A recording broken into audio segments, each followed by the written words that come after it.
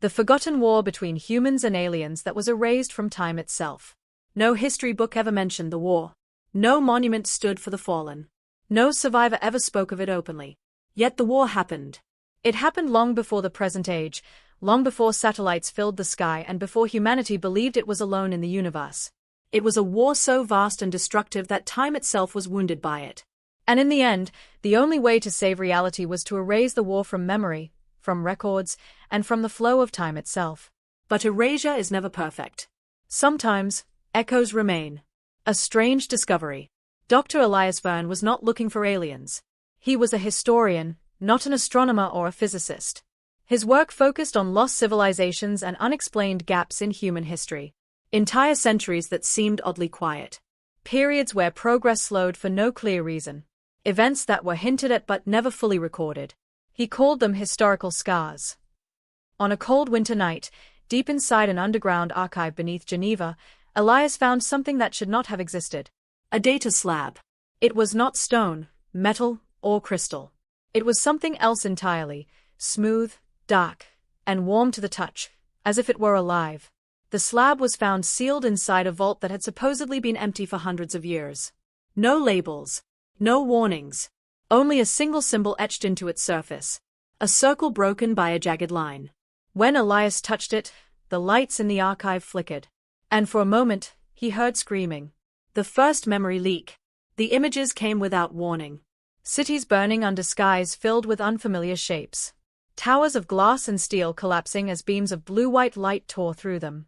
Human soldiers fighting not other humans, but tall, armored beings whose eyes glowed like dying stars. Elias staggered backward, gasping for air. The vision ended as suddenly as it began. The archive was silent again. He looked down at his hands. They were shaking. What was that? He whispered. The rational part of his mind tried to dismiss it as hallucination, stress, or imagination. But deep down, Elias knew the truth. He had touched a memory that did not belong to him. A war without a name. Over the next several days, Elias studied the slab in secret. Every time he interacted with it, fragments of images surfaced. None were complete. None followed a clear timeline. But patterns emerged. Humans were not helpless in these visions. They fought back with weapons far more advanced than anything known in recorded history. Ships larger than modern aircraft carriers moved through space. Energy shields protected entire cities. Artificial intelligences spoke with calm authority in moments of chaos. This was not a primitive humanity. This was a humanity at its peak. And it had gone to war with something not of Earth. Elias began to understand the impossible. This was not just a forgotten war. It was a war that had been deliberately removed from history. The visitors before the war. The slab revealed a softer memory next. Long before the fighting, the aliens came as watchers, not invaders. They appeared in Earth's skies as silent lights, observing from afar. Governments noticed them. Scientists tracked them. Religious leaders argued about them. The aliens called themselves the Atherai. They were ancient, older than human civilization by millions of years. They had watched countless species rise and fall. To them, Earth was a curiosity, a rare world where intelligence, emotion, and creativity evolved together. At first, contact was peaceful. The Atherai shared knowledge in small, controlled doses. Medicine advanced rapidly. Energy became clean and limitless. Disease began to disappear. Humanity entered what would later be called the Golden Expansion. But the Atherai never shared everything. They kept secrets. The first betrayal. Humanity eventually learned the truth. The Atherai did not help civilizations grow out of kindness. They guided species to a certain level of advancement, then harvested something far more valuable than resources. They harvested time. Advanced civilizations generated temporal energy, distortions in the fabric of reality caused by complex thought, technology, and choice. The Atherai fed on this energy, using it to extend their own existence and prevent their species from fading into extinction. Earth was never meant to be a partner. It was a farm. When human scientists discovered this, the alliance shattered overnight. The first human ship fired on an Atherai observer vessel near the orbit of Mars. The war began without ceremony. The opening strike. The Atherai response was immediate and devastating. Entire cities vanished in blinding flashes of light. Communications satellites were erased. Oceans boiled in localized regions where alien weapons struck with surgical precision. Humanity nearly fell in the first year. But humans adapted. They always did. Using stolen Atherai technology and their own ingenuity, humans developed countermeasures. Shields, faster ships, weapons capable of piercing alien armor. The war spread beyond Earth. Battles were fought on the Moon, on Mars, and in the empty darkness between stars. And something far worse than destruction began to happen. Time itself started to fracture. The breaking of time. Every major battle left scars in reality. Some soldiers aged decades in minutes. Others returned from missions before they had even left. Entire fleets vanished, never destroyed, simply erased from existence. The Atherai were losing control of the temporal forces they relied on. So was humanity. Both sides realized the same horrifying truth. If the war continued, time would collapse completely. Not just for Earth. For the entire universe. The final decision. Human leaders gathered in a hidden place beyond space and time itself, aided by an artificial intelligence known only as Kronos. Kronos calculated every possible future. In nearly all of them, existence ended. There was only one path where reality survived. The war had to be erased. Not ended. Erased. Every battle, every memory, every trace of advanced technology. Humanity would be pushed backward, its progress undone. The Atherai would be sealed outside the normal flow of time, trapped in a temporal prison of their own making. No one would remember the war. Not even the heroes. The cost of survival. The erasure was activated. Stars blinked. History rewrote itself. Civilizations collapsed into myths. Advanced machines became impossible artifacts buried deep beneath the earth. Human memory reset to a simpler path. Only a few things were left behind. Fragments. Echoes. And one data slab, hidden where time could not fully reach it. Waiting. Back to the present. Dr. Elias Verne stared at the slab, his mind heavy with stolen memories. If this is true, he whispered, then the war isn't gone. It was only sleeping. And somewhere beyond time, the Atherai were still waiting. The slab did not stop showing Elias memories. Once it had been awakened, it seemed unwilling to return to silence. Each night, when the city slept above him, the forgotten war whispered again. The images grew clearer, sharper, and more painful. Elias began to realize something terrifying. The slab was not just a record. It was a key. The hidden bunkers. Long before modern nations existed, humanity had built vast underground shelters across the planet. These were not simple bunkers meant to survive bombs or disasters. They were cities carved deep into the earth, powered by energy sources no longer understood. In the present age, most of these places were buried, flooded, or sealed by forces stronger than steel. But some remained. Elias followed the clues left in the slab's fragmented data. Symbols matched markings found in ancient ruins, cave paintings, and myths from cultures that never met each other. Stories of gods descending from the sky, of battles in the heavens, of a time when humans wielded fire that bent the stars. All of them pointed to one place, a region beneath the Antarctic ice.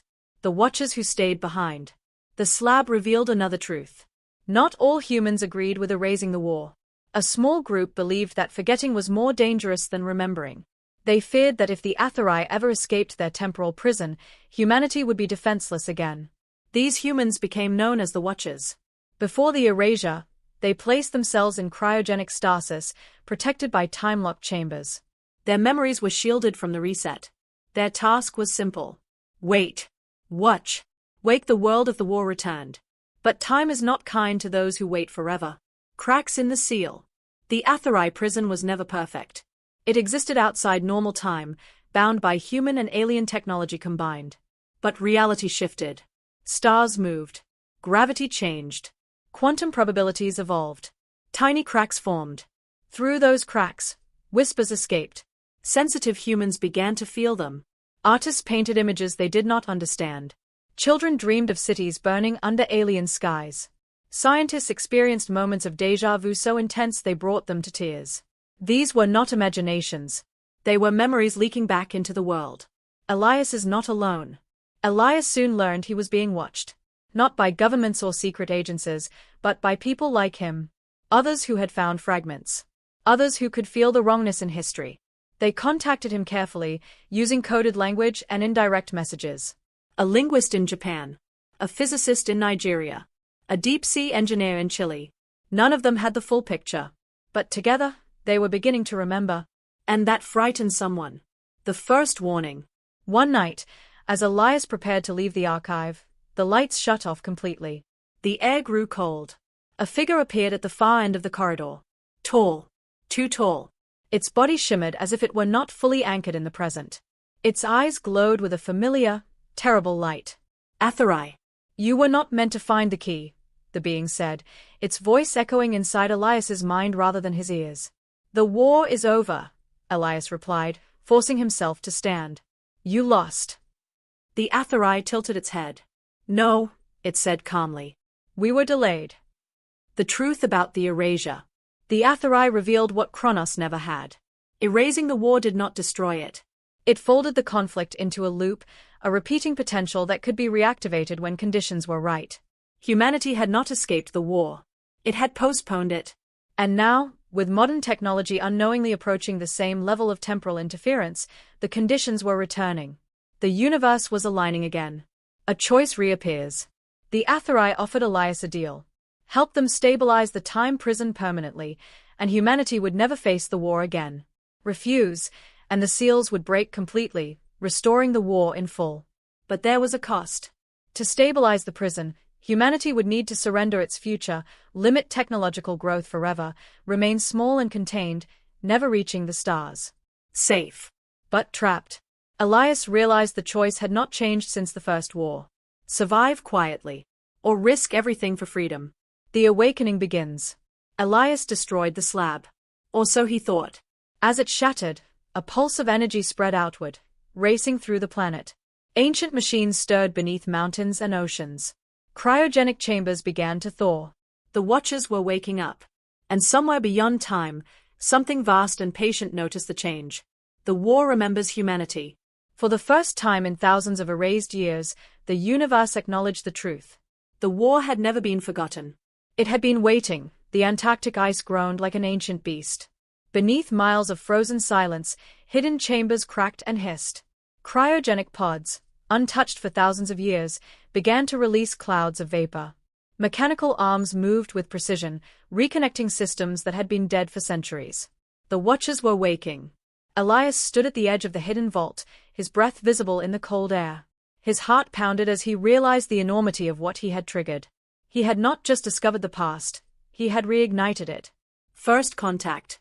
The first Watcher to awaken was a woman named Lyra Kane, a leader among those who had refused the erasure. Her eyes opened to the dim light, and she immediately assessed her surroundings.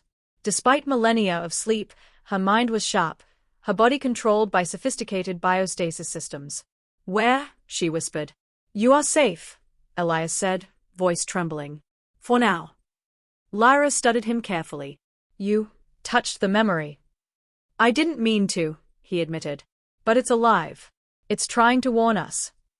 Lyra nodded, understanding immediately. Then the time loops are weak. The Atherai can sense it. Signs of return. Outside, the world was unaware of the danger. Planes flew across skies. Cities buzzed with life.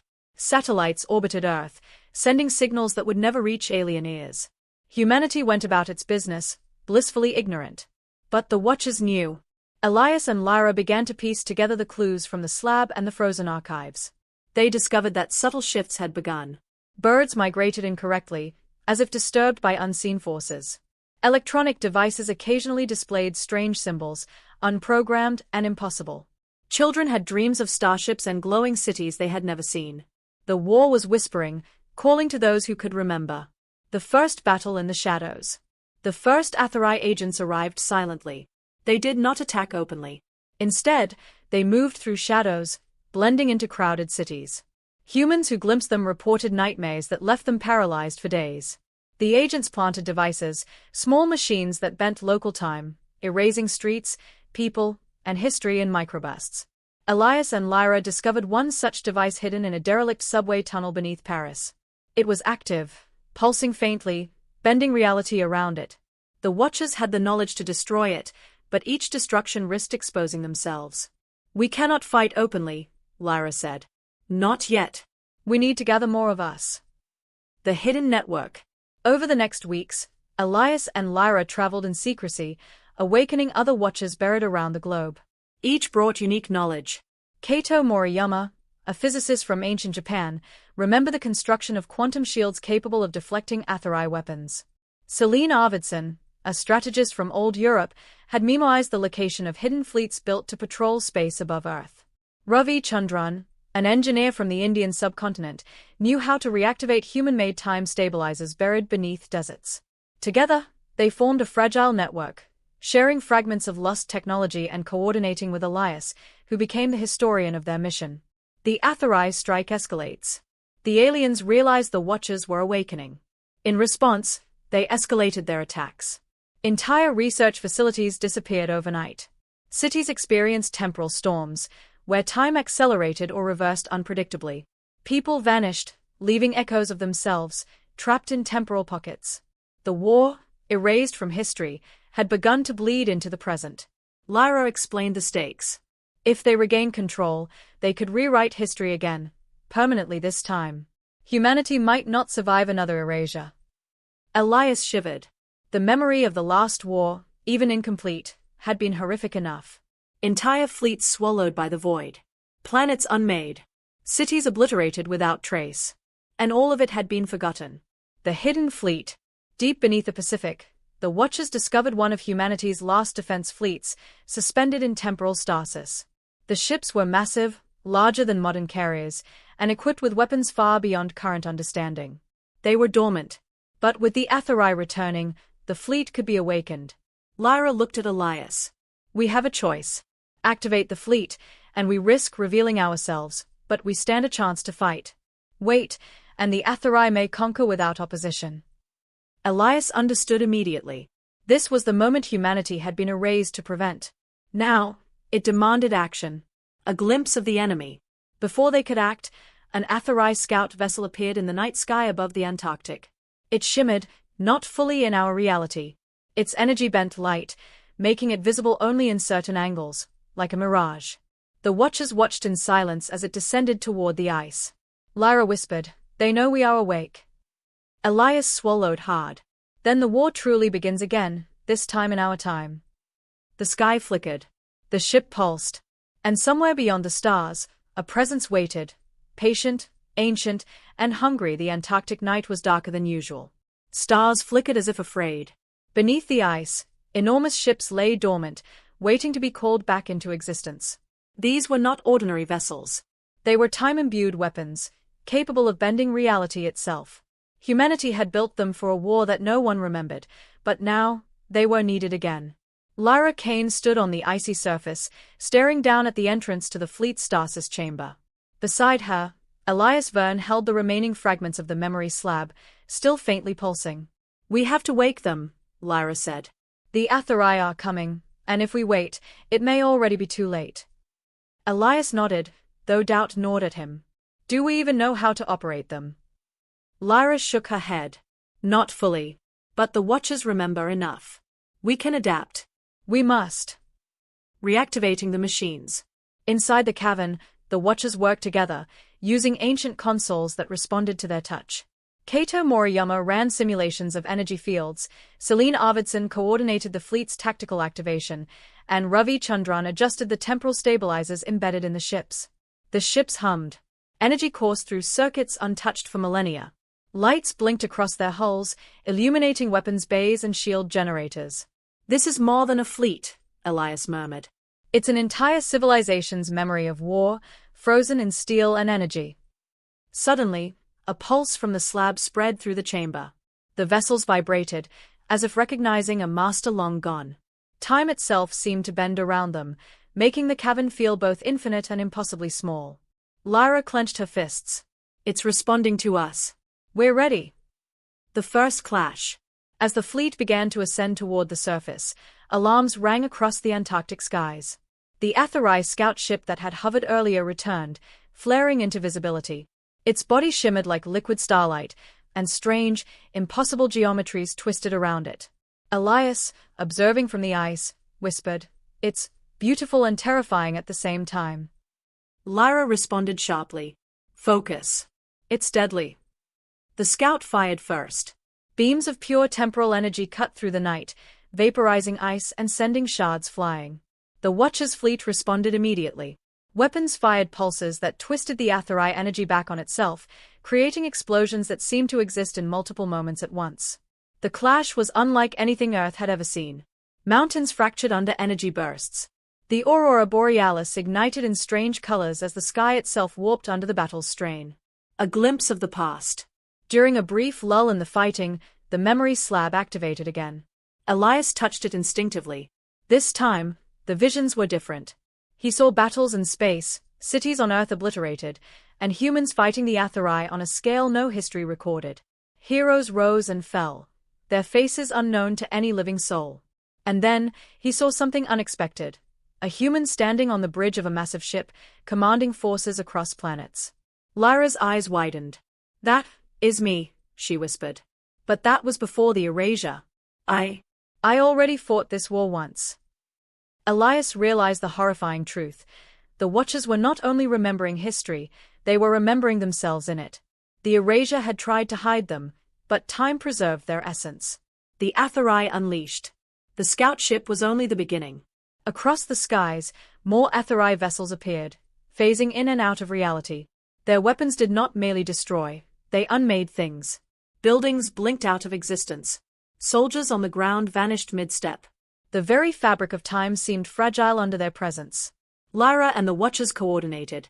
Ships moved in impossible patterns, weaving through attacks that defied physics. The fleet unleashed weapons that emitted pulses of stabilized time, creating zones where the Atherai could not exist. But it was not enough. One massive alien vessel descended, larger than anything Elias had imagined. It pulsed with raw energy, bending space around it like water flowing over rocks. The Atherai had remembered humanity's ingenuity, but they had evolved, too. Lyra shouted, "All units, focus fire on its core. We may only get one shot." The sacrifice. The battle raged. Ships collided with beams of energy, explosions looping in and out of time. In the chaos, Ravi Chandran noticed the temporal stabilizers weakening under strain. "It won't hold," he yelled. "We need a manual override. Someone has to stay behind." Before anyone could protest, Lyra volunteered. "I know the ships. I can stabilize them from the inside. But I won't make it out." Elias tried to stop her. "No. There has to be another way." Lyra's voice was steady. "This is the only way to protect the fleet, and humanity. The war may be returning, but we can still buy time." With that, she entered the ship's command chamber, activating the core. Energy surged. The vessel became a beacon of time itself, creating a protective bubble that slowed the Atherai attacks and stabilized nearby ships. The Watchers watched in awe and despair. Lyra Kane, a hero erased from history, was saving humanity again. The aftermath. The fleet survived the first engagement, but at a terrible cost. Lyra's presence in the core created a temporal anchor. Her existence became entangled with the ship. She was alive, but unreachable. To communicate with her, the Watchers would need to manipulate time itself. Elias looked at the slab, now cracked and faint. The memories were no longer just visions, they were warnings. "This war, it's never really gone," he said quietly. "It waits, it sleeps, and it remembers." Celine Arvidsson nodded. "And we are the guardians now. The Watchers. Humanity's last defense." Outside, the Atherai regrouped. The battle was over for the night, but the war was far from finished. Time, fragile and scarred, held its breath. The world above remained oblivious. People walked through cities, unaware of the looming threat, while beneath the surface, the Watchers prepared for the full return of the war. The fleet hovered just below the Antarctic ice, its engines humming with restrained power, waiting for orders. Elias Verne, still reeling from Lyra Kane's sacrifice, paced nervously. The memory slab, now dim but alive, showed fragmented images of battles yet to come. He realized these were not just memories, they were warnings, blueprints of potential destruction. Celine Arvidsson approached him, her eyes grave. "We can't wait any longer. The Atherai will strike globally next. If we delay, millions will die." Elias nodded, swallowing hard. "Then we fight. For the first time in centuries, we fight again." The Watchers mobilize. Across the globe, Watchers emerged from stasis. Some had awoken naturally through subtle signals from the slab, others via the Antarctic fleet's activation. Each brought knowledge of lost technologies and strategies from a forgotten age. Together, they coordinated the defenses. Satellites once dormant now pulsed with temporal stabilizers, creating zones where authorized ships could not phase in. Hidden underground bunkers became staging grounds for counterattacks.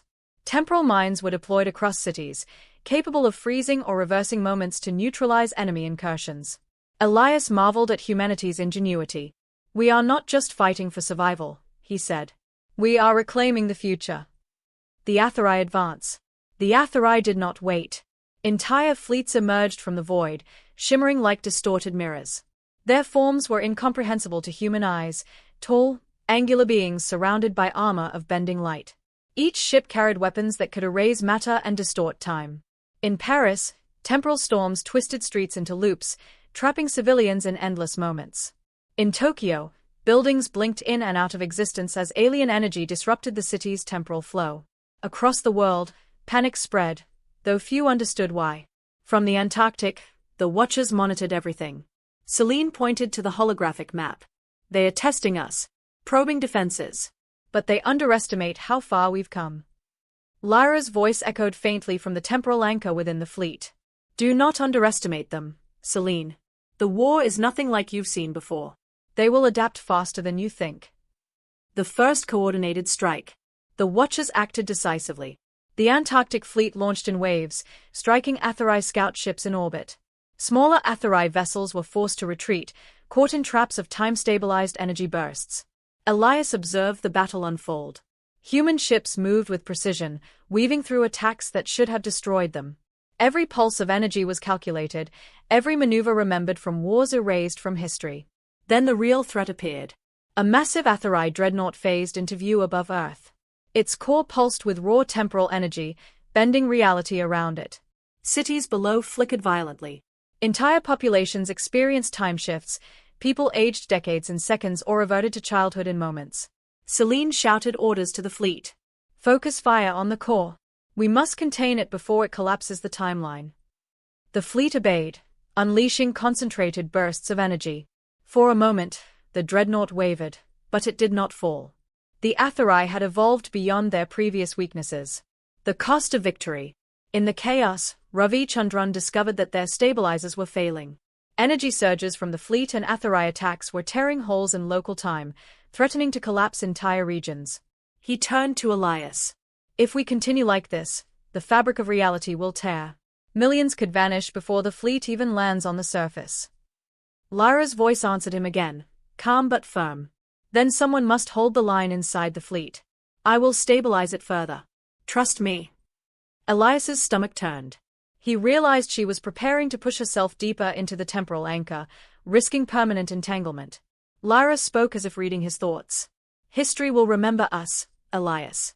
Not as we appear to the world, but as we truly are. The Watchers must endure, even if we do not." The fleet held. The dreadnought staggered. Time itself seemed to bend in acknowledgement. But the Watchers understood the price. Sacrifice would be required. Humanity had gained a temporary reprieve, but the war was far from over. A moment of reflection. Elias stepped outside onto the icy surface, watching the sky. Stars flickered unnaturally, and distant auroras shimmered in impossible patterns. The world below slept, unaware that its survival rested in the hands of a few hidden heroes. Celine joined him. "Do you think the rest of humanity will ever know?" He shook his head. "No. That is not for them. But if we fail, neither will they know what they lost." Above, the Atherai fleets regrouped, vast shadows against the stars. Below, the Watchers prepared to fight again. The first wave had been contained, but the war was only beginning. Time, fragile and fractured, held its breath. The world trembled, though few noticed. Cities flickered in time loops. Streets twisted and rewound, trapping people in fractured moments. The Atherai were no longer scouts or isolated attackers. They were orchestrating a full-scale invasion, reshaping reality to their advantage. The Watchers had mobilized their forces, but even with the Antarctic fleet and temporal stabilizers, the battle threatened to overwhelm them. Elias Verne, standing at the fleet's command center, stared at the holographic map. "They are converging on New York, London, and Tokyo," he said. "If they break through there, the temporal distortions could become irreversible." Celine Arvidsson's voice was steady but grim. We hold them here, or the rest of the planet is lost. All our defenses must work in perfect synchronization. The battle for the cities. Atherai ships descended on Earth's largest cities. Buildings flickered in and out of existence. Trains derailed in frozen loops. People disappeared mid-step, reappearing moments later, or never at all. The Watchers deployed temporal stabilizers across major hubs. Streets became corridors of controlled time, allowing civilians to evacuate while trapping Atherai attackers in loops. Elias watched from above as the Antarctic fleet launched orbital strikes. Beams of concentrated temporal energy slammed into alien vessels, forcing them out of phase temporarily. The sky burned with unnatural light, auroras reflecting the chaos below. Yet the Atherai adapted rapidly. Their ships phased faster, their weapons warped reality unpredictably. It became clear, this battle could not be won by force alone. Lyra's anchor. Deep inside the fleet, Lyra Kane maintained her position within the temporal core. Her body had become a living anchor for stabilizing time, holding the fleet and surrounding Ares together. Through the ship's interface, she projected her consciousness across the battlefield, guiding Watcher pilots, warning cities, and countering Atherai temporal attacks. Elias communicated with her through the interface. Lyra, you're pushing too hard. You can't. I have to, she interrupted. If I pull back, the distortions will collapse. Millions will vanish. I can hold it, but only for so long. Elias felt the strain of her presence in his mind. It was like touching a storm. Time bent and twisted around her, and yet she remained calm, focused. The Atherai revealed their weapon. As the battle intensified, the Atherai unveiled their most dangerous weapon, the chronophage. It was a massive orbital device, pulsing with raw temporal energy. It could rewrite history, erasing entire regions of humanity from existence, and replace them with alternate outcomes favorable to the Atherai. Celine shouted, pointing at the hologram. That's the core of their plan. They don't just want to destroy us, they want to rewrite us out of reality. Elias swallowed. We need to stop it, but how? Our weapons can't reach it. Lyra's voice echoed. It's not about reaching it. It's about synchronizing with it. I can interface through the fleet, but it will take everything I have. I may not survive. The Watchers understood immediately, another sacrifice would be necessary. Humanity's fate rested on Lyra, again. The counterattack. Elias coordinated a multifront assault while Lyra interfaced with the fleet. Temporal mines slowed Atherai ships approaching key cities. Orbital strikes shattered the smaller vessels surrounding the chronophage. Watcher pilots, guided by Lyra's consciousness, maneuvered through impossible trajectories, striking where no one could see them. The chronophage began to pulse violently. Time itself warped around it, creating surreal loops where people and buildings flickered in and out of existence. Lyra's voice cut through the chaos, calm and commanding. I've linked with it, now we fight from the inside. Elias held his breath. Energy rippled across the fleet as Lyra merged with the chronophage's temporal flow. The device trembled, struggling against her control. The turning point. The battle reached a moment of suspended time. For an instant, everything froze. Ships hung midair, cities paused in eerie stillness, even the Atherai stopped moving as if unsure of what was happening. Then, with a pulse of energy, Lyra expelled the chronophage's temporal core. The device imploded, shattering into fragments that vanished from reality. The Atherai fleet faltered, caught in loops created by the sudden collapse. Elias and the Watchers watched in awe. She did it, he whispered. She stopped them, again. But even in victory, the cost was clear. Lyra's body had merged with the temporal core. She remained alive, but unreachable, existing in a separate temporal plane. Celine said quietly, history will remember the victory, but not her sacrifice. Elias nodded. The erasure of history might have been broken, but the scars remained, visible only to those who remembered. A temporary peace. The Atherai retreated, their forces scattered and wounded. Cities began to stabilize, though strange temporal echoes lingered, small anomalies in time, people seeing fleeting visions of battles that never happened in recorded history. Elias looked at the slab, faintly glowing. The war, it's not over. But we've bought time. And now, humanity knows it is not alone. Celine placed a hand on his shoulder. We are the Watchers. It is our duty to guard against what comes next. The Atherai will return, but we will be ready. Above the earth, the skies calmed. The auroras faded. Stars returned to their normal patterns. Yet beneath the surface, the Watchers prepared for the next phase of a war that had been forgotten but never truly ended. Time, fragile but resilient, breathed once more. The world above moved on, unaware of how close it had come to being erased. Cities rebuilt themselves, technological systems stabilized, and people went about their lives, oblivious to the scars left by the invisible war. Beneath the surface, however, the Watchers worked tirelessly. They knew that the Aetherai would return, that the victory was only temporary, and that humanity's future depended on reclaiming the knowledge lost during the erasure. Elias Verne stood in the command center of the Antarctic Fleet, now a hub of operations. Around him, Watchers coordinated efforts, reviewing maps, histories, and fragments of ancient technology recovered from hidden vaults. Celine Arvidsson, pointing at the holographic display, said, "We have to consolidate everything humanity once knew about temporal warfare. Every device, every memory, every strategy we can find must be catalogued. The Aetherai will not wait.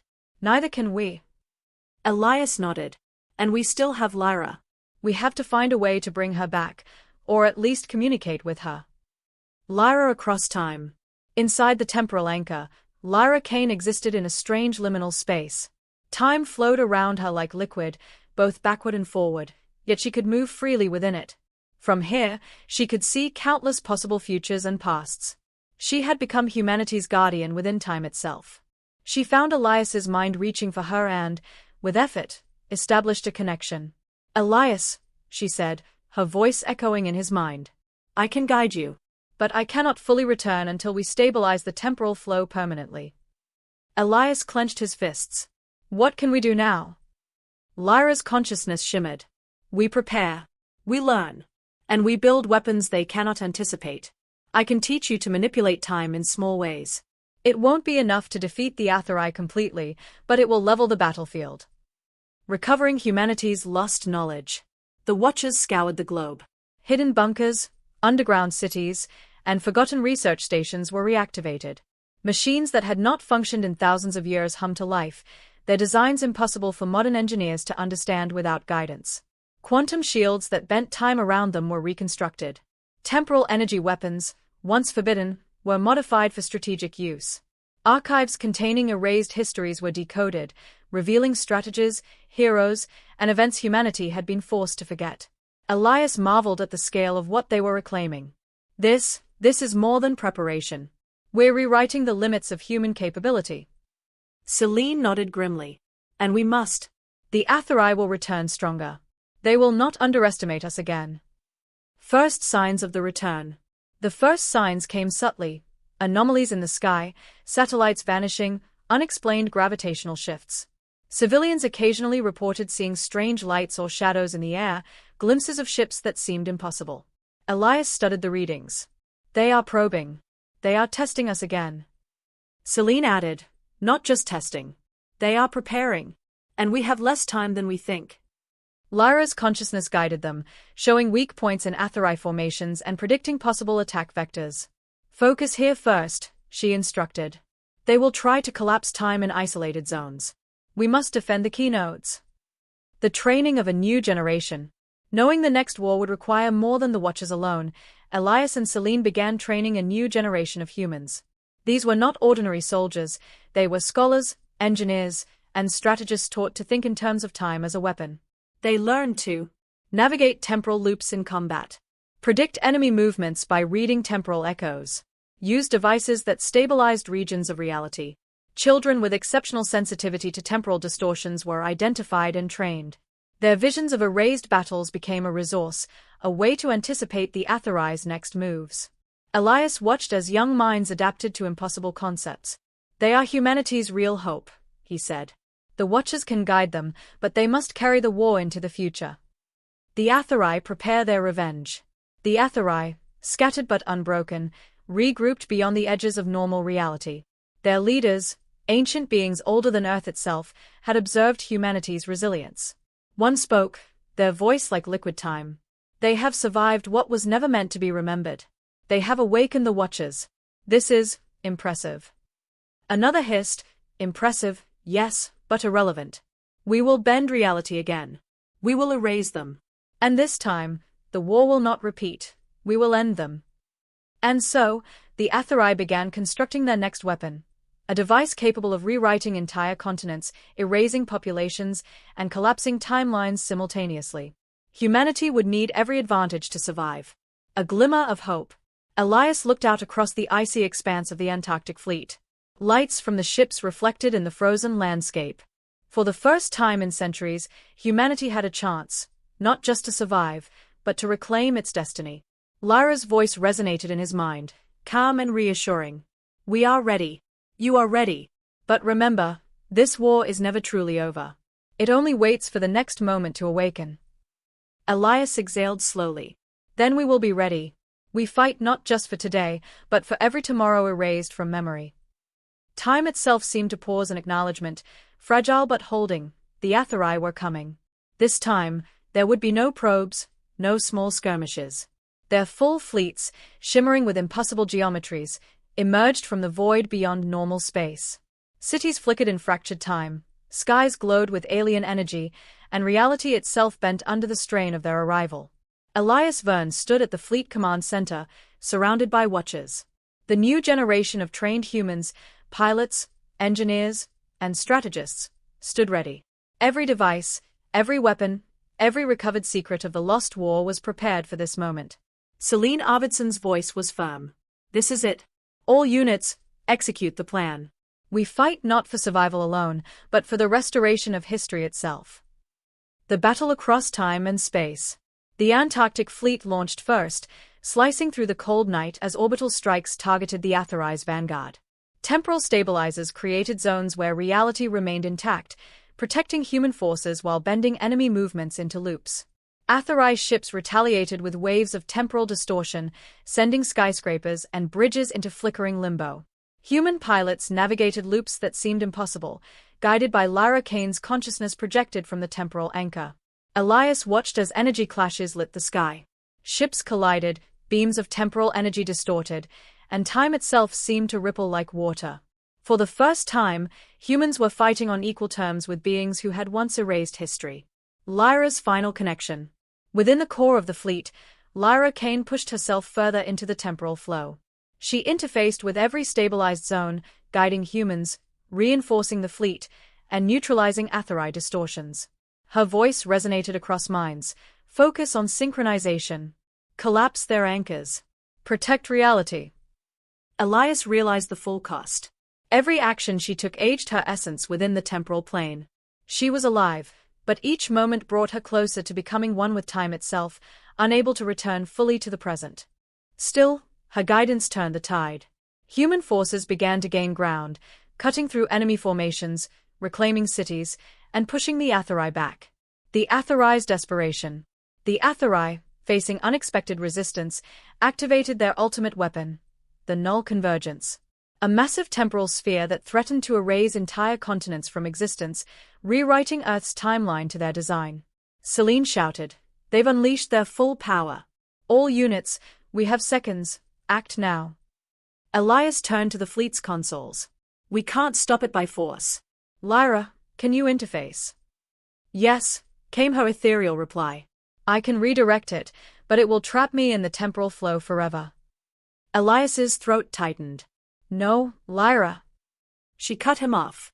"It is the only way. The war ends today, or it never ends at all." The sacrifice and victory.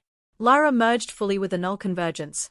Energy cascaded across the globe, bending time into a perfect lattice that neutralized the Atherai weapon. The fleet pulsed with her presence, and for a moment, humanity could feel her guiding every move. The Atherai, caught in the temporal lattice, were thrown into disarray. Ships collapsed in loops, soldiers frozen mid-action, and their core leaders trapped in isolated moments of time. The war, erased once, had been restored, but humanity had learned from its past.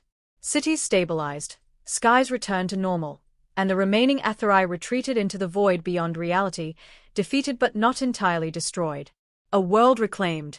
Elias and the Watchers emerged from the fleet, battered but triumphant. Humanity's history had been preserved, recovered from fragments long hidden. The erased war was no longer forgotten. Elias gazed at the temporal anchor, where Lyra existed beyond reach. "She's still alive," Somewhere in time, he whispered. We saved the world, but we lost her. Celine placed a hand on his shoulder. Her sacrifice ensures that the future remains ours. We must honor that by guiding humanity wisely, so this never happens again. Around the world, anomalies faded. People noticed strange coincidences, memories of events that had no record, fleeting visions of a forgotten war, but the planet continued, unaware of the invisible scars beneath its history. The Watcher's duty. The Watchers remained vigilant. They rebuilt the global network of temporal stabilizers and fleets, training new generations to understand the delicate flow of time. Humanity was no longer blind to the cosmos. It was aware that powerful forces waited beyond reality, watching and testing. Elias Verne recorded everything. The slab was restored, its fragments combined with new archives. The history of the forgotten war would exist, not in common memory, but in the knowledge of those who could guard it. And somewhere, beyond time, Lyra Kane watched over humanity, a silent guardian entwined with the fabric of reality itself. Elias looked at the stars, whispering, "We fight, we remember, and we endure. This is our war, and our future." Time, fragile yet unbroken, began to flow normally once more.